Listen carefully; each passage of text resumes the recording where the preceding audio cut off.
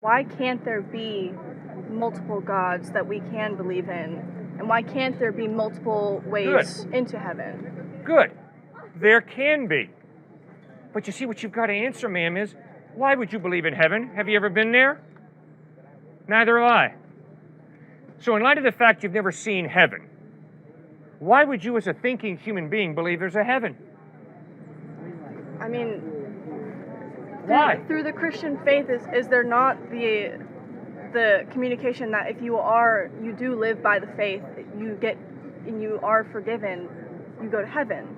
Yes, but ma'am, my being convinced that I'm going to heaven is based on one thing: the trustworthiness of Jesus Christ. Because I've never been to heaven. So I don't know if there's a heaven or not from my experience. And I can promise you, Austin is not heaven. Okay? It's a very nice place, but it's not heaven. Right. Okay? So you see, ma'am, when it comes to heaven, you're going to have to trust somebody the same way I'm going to have to trust somebody. And the question is, why do you trust whoever it is you trust?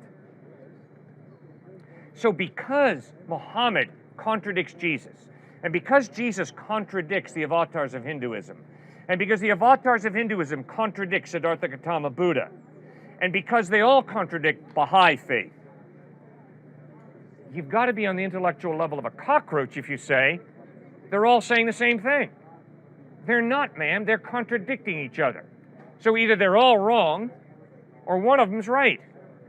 And now you've got to study the Gospels for yourself, Matthew, Mark, Luke, and John, and you've got to ask yourself, does the evidence point to Jesus being the truth? And if it does, trust him. But if the evidence is that Christ is a liar, you'd be a fool to trust him. Do not trust Jesus if the evidence is he's a fraud, he's a hypocrite, he's a liar. Don't trust him.